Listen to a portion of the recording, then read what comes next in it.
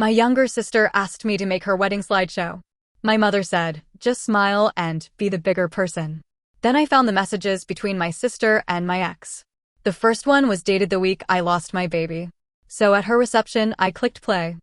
I'm writing this from a hotel room several states away from home, with the curtains half closed and my phone face down on the desk, because every time it lights up, my stomach turns. 2 days ago, I stood at the back of a beautiful country club ballroom while 200 guests waited for a sweet little surprise from the bride's older sister. They expected childhood pictures. They expected soft music. They expected a warm tribute to a love story my family had been polishing for months. Instead, they saw the truth. Since then, my mother has called so many times that I stopped counting. My father sent one long text that sounded like disappointment dressed up as dignity. My younger sister left a voicemail where she was crying so hard I could barely understand her. And my ex has said nothing. That silence bothers me more than I want to admit. Half my family thinks I finally exposed what should have been exposed a long time ago. The other half thinks I am cruel, unstable, and impossible to forgive. Maybe they're right about part of it. Maybe there was a kinder way to do what I did. But my family has already started changing the story.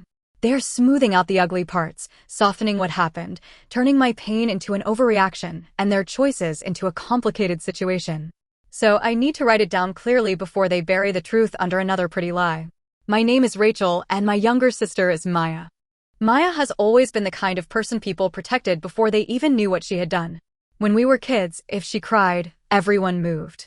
If I cried, someone told me to calm down. If Maya broke something, it was an accident. If I got upset about it, I was difficult. If she wanted something that belonged to me, my mother would say, Rachel, just let her have it. You're older. That was the rule in our house. I was older, so I was supposed to understand. I understood when Maya ruined my birthday dinner because she didn't like the restaurant. I understood when she borrowed my clothes and returned them stained. I understood when my mother praised me for being responsible, but only because being responsible meant asking for less. My parents didn't hate me. That would almost be easier to explain. They trusted me. They depended on me. They called me mature. But in my family, mature meant quiet. It meant stepping back before anyone had to ask. My mother, Carolyn, could turn anything Maya did into something forgivable. My father, Henry, did it differently. He didn't cry or fuss. He just gave these tired little speeches about family, patience, and not making things harder than they needed to be. Whenever Maya crossed a line, he would sigh and say, "You know how she is." And somehow, that was supposed to end the conversation. For most of my life, I believed the only way to have peace was to make myself smaller. Then I met Aaron. For a while, he felt like proof that I could have a life outside that pattern. He was calm in a way I mistook for kindness. He listened when I spoke. At family dinners, when my mother interrupted me to ask Maya about something, he would squeeze my hand under the table. Afterward, he would say, "I heard what you were trying to say." That mattered to me. When you spend your life feeling like background noise, being noticed can feel like being rescued. Aaron and I built a quiet life together. Nothing dramatic. Nothing perfect. Just ours. We had a small townhouse with secondhand furniture, a kitchen we painted the wrong shade of blue, and a little backyard where I kept trying to grow herbs even though I was terrible at it. He proposed on a rainy night in our living room. The power had flickered out, and we were eating takeout by candlelight because the dinner he planned had gone wrong. I was laughing when he reached behind the couch cushion and pulled out a ring box. I remember thinking, this is mine. Not my sister's. Not my parents'. Mine. A few months later, I found out I was pregnant. For the first time in my life, my family's noise faded into the background. My mother still made comments. Maya still found small ways to turn attention back to herself. But I didn't care as much, because I had a future that felt separate from all of them. I had a nursery to plan. I had names saved in my phone. I had tiny clothes folded in drawers. I had a little person I talked to when nobody else was home. Then we lost him. I won't describe that hospital room in detail. Some memories are painful enough without being turned into a scene. What matters is that one day I was planning a life, and then I was leaving the hospital with empty arms and a heart that felt like it had stopped understanding time. People said things because people always say things when grief makes them uncomfortable. You're strong. You can try again. Everything happens for a reason. I hated all of it. I didn't want to be strong. I didn't want a reason. I didn't want another baby spoken about like a replacement for the one I had just lost. I wanted my son. After that, I stopped functioning in any normal way. I stopped answering messages. I stopped cooking. Some days I couldn't bring myself to open the nursery door. Other days I stood in the doorway for 20 minutes and hated myself for not being able to pack anything away. Aaron was quiet at first. I told myself he was grieving differently. People kept telling me that. They said men process pain in their own way. They said he needed space too. They said I couldn't expect him to carry me when he was hurting. So I tried not to ask for much. Even broken, I worried about being a burden. Aaron started staying out late. At first, he said work was busy. Then he said he needed air. Then he said being home made everything feel heavy. That word started showing up more often. Heavy. The house feels heavy. This whole thing is heavy. I don't know how to come home to this every day. I apologized. That is hard to admit, but I did. I apologized for crying. I apologized for not cleaning. I apologized for being quiet. I apologized for not healing fast enough to make the house easier for him. One night, I was sitting on the living room floor beside a box of baby things I still couldn't put away. I had one small blanket in my lap, folded so many times it barely looked like a blanket anymore. Aaron came in holding a suitcase. Not a large one. Just one suitcase. That detail has stayed with me because it looked too simple. Like he was leaving a hotel, not the woman he had planned to marry. I looked at the suitcase first. Then I looked at him. He said, "Rachel, I can't do this anymore." My whole body went cold. Do what? He rubbed his hand over his face and looked toward the wall instead of at me. This. The crying. The silence. The way everything here feels like grief. I know you're hurting, but I'm drowning too. I stood up too fast. Then stay. We'll get help. We can go to counseling. I'll call someone tomorrow. His expression barely changed. I need space. That phrase sounds small until someone uses it to abandon you. I begged him. I wish I could say I kept my pride, but I didn't. I followed him to the door.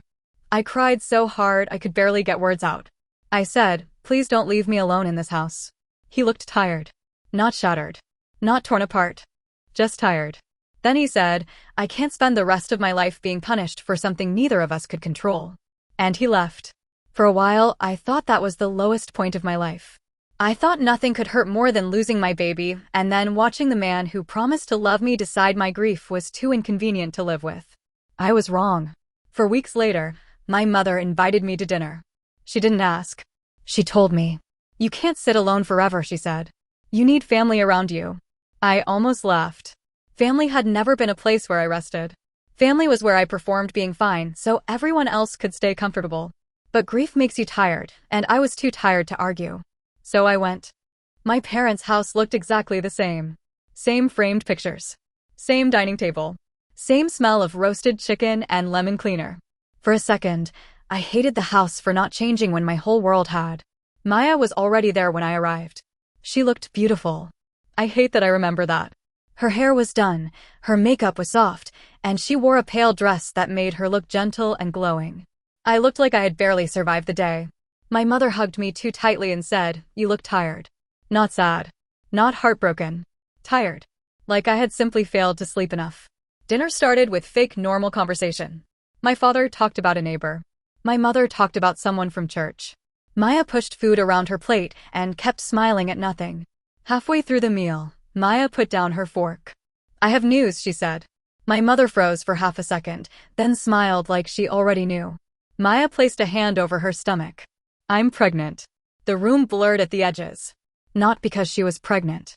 I knew the world didn't stop because I had lost my baby. Other people were allowed to have joy after my loss. I understood that, at least in my head. But my body reacted before my mind could. My fork slipped against my plate. My mother started crying happy tears. "Oh, honey," she whispered. I stared at Maya. Something about her smile was wrong. It wasn't nervous. It wasn't apologetic. It was almost proud. Then she looked straight at me and said, "And Aaron is the father. We're getting married." For a moment, nobody moved. I heard the refrigerator humming in the kitchen. I heard my father inhale. I heard my own heartbeat pounding in my ears. Then my chair scraped back from the table. "What did you just say?" Maya's face changed. The glow disappeared, and for 1 second, I saw irritation. Not guilt. Irritation that I had reacted in a way that ruined her announcement. My mother stood and rushed to Maya. She rushed to her. Not to me. Not to the daughter who had just been told her younger sister was pregnant by the man who left her weeks after their loss. She wrapped her arms around Maya and cried, "This baby is a blessing." Something inside me cracked. I started yelling. I don't remember every word. I remember asking how long it had been going on. I remember asking if Aaron had been with her before he left. I remember Maya saying, "It wasn't like that," which is what people say when they want the truth to stay blurry. My father grabbed my arm and pulled me into the hallway. The dining room door closed behind us, muffling my mother's happy crying. I looked at him and waited for him to act like my father. Just once. I waited for him to say, "This is wrong." Instead, he lowered his voice and said, "Rachel, calm down." I laughed because the words were too absurd. Calm down? My sister is pregnant by my fiancé. Former fiancé, he said. That one word hit like a slap. Former. As if Aaron and I had ended years ago. As if he had not just walked out of a home still filled with baby things. As if I had not been begging him to stay while I was barely able to stand inside my own grief. I said, "Are you serious?" My father looked exhausted, like my pain was a problem he had already decided he didn't want to solve. "Life is complicated," he said. They found comfort in each other during a terrible time. Comfort. There is a baby involved now. You cannot punish a child because you are hurt. I'm not punishing a child. You are making this about betrayal when it needs to be about moving forward. That sentence told me everything. My family had already chosen the version they were going to live with. Aaron and Maya had not betrayed me. They had found comfort. My pain was not grief. It was bitterness. Their baby was not connected to a wound. She was a blessing. And my job was not to be honest. My job was to keep quiet so their new story could work. I left that night and barely spoke to them for almost a year. I moved into a small apartment because I couldn't stay in the townhouse. Too many places inside it remembered things I was trying to survive. The kitchen table. The living room floor. The closed nursery door. I sold what I could. I stored what I couldn't face. I donated the baby clothes after holding each piece one last time. I started therapy. Real therapy. The kind where you say things out loud that make you feel ashamed, angry, relieved, and exhausted all at once. For months, I worked on surviving without revenge. That is the part nobody wants to believe now. I didn't spend that year planning to ruin anyone. I spent it trying to sleep. I learned how to buy groceries without crying in the baby aisle. I learned how to say, "my son," without apologizing for making people uncomfortable. I learned how to sit with the fact that some people can hurt you deeply and still believe they are good because everyone around them protects them from the truth. Meanwhile, Maya and Aaron built their perfect public life. They bought a house. They posted smiling pictures. They had a daughter. My mother shared every update like it was proof that the family had been blessed. She used words like miracle, healing, and unexpected love. Unexpected love. That phrase made me block her for 3 weeks. Then the wedding planning started. I heard about it through relatives at first. A big ceremony. A beautiful venue. Expensive flowers. Family flying in. My mother helping Maya choose a dress and calling it timeless. I wasn't invited at first. That was fine with me. Then people started asking questions. Where was the older sister? Why wasn't I in any pictures? Why did nobody talk about me? Why did the timeline feel strange? That was when my mother came to my apartment. She showed up on a Tuesday evening while I was carrying groceries in from the parking lot. I hadn't seen her in months. "Rachel," she said, like we had spoken yesterday. I stopped with a grocery bag cutting into my fingers. "What are you doing here?" Her eyes watered immediately. My mother could cry faster than anyone I have ever known, especially when tears helped her avoid the truth. "I need to talk to you. I don't think we have anything to talk about. This is your sister's wedding. That is not my emergency." Her face tightened. People are asking questions. There it was. Not, "I miss you." Not, "I'm sorry." Not, "I should have protected you." People are asking questions. She stepped closer and lowered her voice. "Your absence is creating gossip. It looks bad, Rachel." "For who?" "For all of us." "No," I said. "It looks bad for them." My mother flinched like I had said something cruel. "Maya is trying to move forward. Aaron is trying to be a good father. There is a child now. Can you please think about someone besides yourself?" I stared at her. She kept going. "All we are asking is that you come for a couple of hours. Smile for the pictures. Let people see that the family has healed." "The family is healed," I repeated. She wiped under her eye. "Then pretend for one day." That was my mother in one sentence. Pretend for one day. Pretend your sister didn't betray you. Pretend your ex didn't abandon you. A healthy person would have said no and walked away. But some bruised part of me still wanted them to admit what they had done. Some quiet part of me still wanted my mother to look at me and say, "I know we hurt you." So I didn't say no. And she took that as hope. The next day, Maya called. I almost didn't answer. When I did, her voice was bright and careful. "Hey, Rachel. What do you want?" She gave a soft laugh, like we were sisters after a normal disagreement. "I know this is awkward." Awkward. That word was almost impressive. She said, "Mom told me you might come to the wedding." "I haven't decided." "Well, I was hoping you could help with something." Of course she was. Maya never came empty-handed. There was always a request tucked inside the apology she wasn't giving. She continued, "Since you're good with editing, I wanted to ask if you could put together the reception slideshow." I said nothing. Just childhood pictures, family memories, some couple photos. It would mean a lot. And it might help everyone see that we're okay now. We're not okay. A pause. Then, softly, she said, "Rachel, I'm trying." That made me angrier than anything else. Trying would have been telling me the truth. Trying would have been not letting our mother turn betrayal into a love story. Trying would have been looking me in the eye and saying, "I hurt you because I wanted what you had." But that was not what she meant. She meant she was trying to get through her wedding without consequences.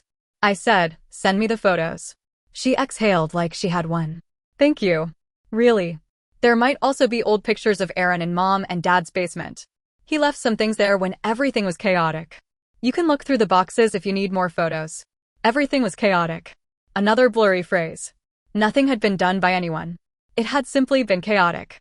I said, "Fine." When I hung up, I sat on the edge of my bed for a long time. I didn't have a plan. I know people may not believe that after what happened, but it's true. I thought I would make the slideshow, survive the wedding, and disappear from their lives again. I had no idea what was waiting in that basement. My parents' basement smelled like dust, cardboard, and old holiday decorations. I went over the following Saturday while they were out. My mother had told me where the spare key was, as if sending me into that house alone was normal. As if the last family dinner there hadn't split my life in half. I moved past plastic bins, folded lawn chairs, and old boxes until I found the one with Aaron's name on it. Just seeing his name written in my mother's handwriting made something twist in my chest. She had kept his things. Of course she had. Inside were notebooks, loose cables, a few framed photos, and a small external hard drive wrapped in a rubber band. I put it in my bag and left. That night, I sat at my desk, plugged the drive into my laptop, and tried to get the job done quickly. At first, it was exactly what I expected. Old pictures. College photos. Family cookouts. Random screenshots. I copied a few harmless photos into the slideshow project and tried not to think too much about it. Then I saw a backup folder. It wasn't hidden. It wasn't protected. It was just sitting there with a date from the year everything fell apart. I should have ignored it. I know that. Maybe opening it was wrong. Maybe that is one part of this where I don't get to pretend I was perfect. But when you have been lied to for years, curiosity does not feel like curiosity. It feels like survival. I opened the folder. There were exported message files from an old phone backup. Names, dates, conversations. My hands went cold. I typed Maya's name into the search bar. For a moment, nothing happened. Then the results loaded. Hundreds of messages. Not a few. Not some emotional confusion after Aaron left me. Hundreds. Going back almost 2 years. I sat very still. The first messages I opened changed the entire shape of my past. Maya and Aaron had not found comfort after the tragedy. They had been involved while Aaron and I were still together. While we were engaged. While we were preparing for a baby. While I was thanking Maya for coming over and acting like my sister, she was secretly messaging the man I planned to marry. I won't repeat everything they wrote. Some words are too ugly to give more life than they deserve. But the cruelty was clear. They joked about me. They complained about me. They talked about how easy it was to keep me unaware because I trusted both of them. Then I found the dates from the week I had been trying not to remember. The hospital week. My mind rejected it at first. The dates lined up too perfectly. There was a message from Aaron to Maya from the night after I was admitted. He wrote, "She's asleep. I can't sit here all night pretending this is normal." Maya replied, "Come over for a while. She won't know." I stood up so fast my chair hit the wall. I walked to the sink because I thought I might be sick. I wasn't crying. That scared me. I had cried for almost a year, but in that moment I felt something colder than grief. Clarity. The story my family had forced on me finally cracked open. They had told me Maya and Aaron found comfort after a painful season. They had told me life was complicated. They had told me to stop punishing people for moving forward. But they had not moved forward. They had been hiding in the background of my life long before Aaron packed that suitcase. I spent that night reading enough to know the truth. Not all of it. I couldn't. But enough. Enough to know Aaron had lied every time he said work kept him out late. Enough to know Maya had sat near me at family events while helping him deceive me. Enough to know my family's unexpected love story had been built on something rotten. Around 3 in the morning, I opened the slideshow project. The original version was sweet. Childhood pictures. Soft music. Family memories. A polished little tribute that made everyone look innocent. It looked like forgiveness. It looked like surrender. I stared at it for a long time. Then I opened a new folder. I took screenshots. Only the messages that proved the timeline. Only the messages that showed their relationship had started before Aaron left me. Only the messages connected to dates they could not explain away. I blurred anything that did not need to be public. I did not include anything graphic. I did not use my own pain as a spectacle more than it already was. But I left the names. I left the dates. I left the words they chose when they thought I would never see them. For the next 3 weeks, I became exactly what they wanted. Helpful. Polite. Quiet. My mother texted me song ideas. I answered calmly. Maya sent more pictures. I said they were nice. Aaron avoided contacting me directly, which told me he was still more comfortable letting others handle the damage he caused. At one point, my mother texted, "I'm proud of you for doing this. This is how healing starts." I stared at that sentence until the screen dimmed. Then I typed, "I hope everyone watches closely." She replied with a heart. The wedding day was bright and beautiful. That felt unfair. Some days should look like what they are. The ceremony was expensive, soft, and perfectly arranged. Flowers everywhere. Gentle music. Guests dressed like they were attending a storybook ending. Maya looked stunning. I won't lie about that. She walked down the aisle like someone who had never lost sleep over anyone she hurt. Aaron stood at the front with tears in his eyes. People later said it was touching. I thought about the messages. I thought about his suitcase. I thought about my father telling me to calm down in the hallway. During the reception, I stayed near the edges of the room. A few relatives approached me carefully. One aunt squeezed my arm and said, "It's good to see you here." I said, "You too." A cousin said, "This must be hard." I looked at her for 1 second too long and said, "You have no idea." She didn't ask anything else. The ballroom looked like something from a magazine. Tall centerpieces. White linens. Gold-rimmed glasses. A dance floor shining under warm lights. People laughed, complimented the food, and said things like, "Isn't it wonderful how everything worked out?" Dinner was served. Speeches began. Maya's maid of honor gave a sweet speech about destiny. Aaron's best man made harmless jokes about commitment. Then my father stood. I felt my body go still before he even touched the microphone.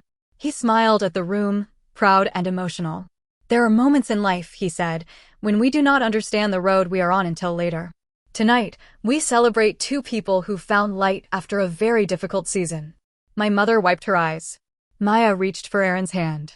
My father continued, "As a family, we have learned forgiveness, patience, and the importance of moving forward together." Forgiveness. He said that word like it belonged to him. The room applauded. I stood at the back beside the equipment table, my laptop already connected. The wedding coordinator approached with a bright smile. "You're up next," she whispered. I nodded. For 1 second, I thought about closing the laptop. I thought about leaving. I thought about letting them have their perfect night and carrying the proof back to my apartment like a private wound. Then I looked across the room. My mother was smiling.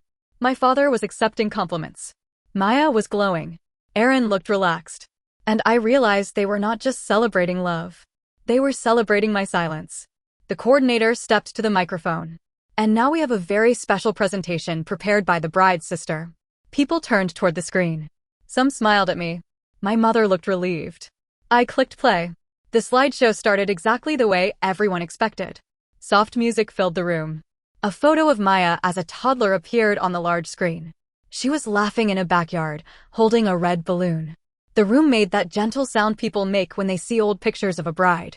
Then came Aaron as a little boy, missing a front tooth. People laughed. Then a picture of Maya and me as kids, sitting side by side in matching holiday dresses. My mother pressed her fingers to her lips. I let it play long enough for everyone to settle into the feeling they expected. Then the music stopped. Not faded. Stopped. The screen went black. A few people laughed nervously, assuming it was a technical problem. Then the next slide appeared. White background. Black text. A date at the top. A message from Aaron to Maya. She's asleep. I can't sit here all night pretending this is normal. Below it was Maya's reply. Come over for a while. She won't know. The room changed instantly. It is hard to describe the sound of 200 people realizing at the same time that they should not be smiling anymore. A few chairs shifted. Someone whispered, "What is this?" My mother turned toward the back of the room, searching for me. I didn't move. The next slide appeared. A simple timeline. On one side was the date I was in the hospital, with private details blurred. On the other side were messages from that same night. No dramatic caption. No speech. Just proof. Aaron stood so quickly his chair scraped against the floor. Turn it off, he said. His voice cracked, and the microphone near the head table caught enough of it for people to hear. Maya stared at the screen like she could not understand how words she wrote in private were suddenly larger than her wedding cake. The next slide appeared. Another message. This one was dated months before Aaron left me. Before the family story. Before comfort. Before unexpected love. Maya had written, "She trusts us too much." That's the problem. A woman near the front gasped. My mother said, "Rachel." Not loudly. Not angrily. Just my name, like a warning. The fourth slide appeared. Aaron writing, "I'll tell her I have to work late." Maya replying, "She always believes you." That was when Aaron's father stood. Bruce had barely spoken to me all night. He was the kind of man who watched more than he talked. When he stood, the people around him went silent. He looked from the screen to Aaron. "What is this?" he said. Aaron didn't answer. He just looked at me from across the room. Through the tables. Through the flowers. Through the life he had built out of my silence. He looked furious. But underneath that, he looked afraid. Maya grabbed his arm. "Do something," she whispered. But there was nothing left to do. The truth had already entered the room. I let one final slide appear. No screenshots. Just one sentence. This was not a love story that began after grief. This was a betrayal hidden behind it. Then I stopped the video. The screen went black. Nobody clapped. Nobody moved. My mother was crying now, but not the proud tears from earlier. These were panicked tears. Exposed tears. My father pushed back from the table, his face pale and hard. Maya stood, then sat back down like her legs couldn't hold her. Aaron took one step toward me. I closed my laptop. The small sound seemed louder than the room. He said, "Rachel, wait." I didn't. My mother said, "Don't leave like this." Even then, she was telling me how to exit. I slid my laptop into my bag and walked out through the side doors. No speech. No final insult. No crying in the hallway. Outside, the air was cool and quiet. After that ballroom, the silence felt almost unreal. For the first time in years, I inhaled without feeling crushed. I got in my car and drove. At first, I didn't know where I was going. I only knew I couldn't go back to my apartment. Not while everyone knew where to find me. I booked the first flight I could afford and ended up in a hotel room far from all of them, still wearing the same dress from the wedding and shaking so badly I could barely unlock the door. Then I turned off my phone. For almost 2 days, I let the fallout happen without watching it in real time. When I turned my phone back on, it nearly froze from the notifications. Christine, one of the few people who had never pressured me to forgive anyone, had sent several messages from the reception. She stayed after I left. According to her, the room fell apart within minutes. Aaron's father confronted him in front of everyone. Not loudly at first, which somehow made it worse. He asked direct questions. Aaron had no answers that made sense. Maya tried to say the messages were taken out of context, but the dates were there. The timeline was there. The room had already seen enough. My mother kept saying, "This is not the time," until someone finally said, "Then when was the time?" I wish I knew who said it. I would send them flowers. The guests split into groups. Some left immediately. Some stayed because people love disaster when it is not happening to them. My father argued with Aaron's father near the hallway. The venue staff eventually had to move people out of the ballroom early because the reception could not continue. Christine's last message was short. "I'm sorry you carried that alone." That was the one that made me cry. Not the angry voicemails. Not my father's text. That? Because someone finally named it correctly. I had carried it alone. My mother's messages came next. The first was frantic. "Rachel, call me now. This is serious." The second was angry. How could you do that to your sister on her wedding day? The third was crying. There is a child involved. Did you even think about that? I did think about the child. That is the part they will never believe. Maya and Aaron's daughter did not choose any of this. She did not ask to be born into a story full of lies. She did not deserve to have her parents exposed in front of a ballroom. But I also did not deserve to have my loss used as the soft lighting behind their romance. I did not deserve to be asked to smile beside the people who betrayed me. I did not deserve to become the villain because I refused to keep decorating the lie. My father's text came late that night. It was long, perfectly punctuated, cold. He wrote that he now understood my pain had been deeper than he realized. That line almost got me. Then I kept reading. He said what I did was calculated and cruel. He said there were private ways to handle private wounds. He said public humiliation could not be undone. He said I had damaged the family permanently. I typed 3 different replies and deleted them all. Finally, I wrote one sentence. You taught me that appearances mattered most, so I showed everyone the truth where appearances mattered most. Then I blocked him. I don't know what happens now. I know Maya needed medical attention after the reception because the shock overwhelmed her. I know my mother blames me for that completely. I know Aaron's father is furious and has withdrawn support Aaron was counting on. I know my father is facing an embarrassing bill and a room full of people who now know exactly what he tried to hide. I know the wedding photos will never look the same. I know my sister will tell people I destroyed the happiest day of her life. Maybe I did. But she helped destroy the hardest season of mine and then asked me to make a slideshow about it. That is the part one keep coming back to. She asked me. My mother asked me to smile. My father asked me to move forward. Aaron asked for silence without ever saying the word. All of them built a room where the lie could be celebrated. I brought the truth into it. This morning, I opened the curtains and watched the sun come up over a city where nobody knows me. For a few minutes, I felt strangely weightless. Not happy. Not proud in the way people imagine revenge feels. Just finished. Like a door finally closed. For 2 years, I thought healing meant becoming peaceful enough to forgive them. Now I wonder if healing sometimes starts when you stop protecting people from what they did. I don't know if I went too far. I don't know if there was a kinder way to tell the truth after everyone spent years rewarding the lie. All I know is that when the screen lit up, everyone finally saw what I had been living with. And for once in my life, I was not the one forced to look away.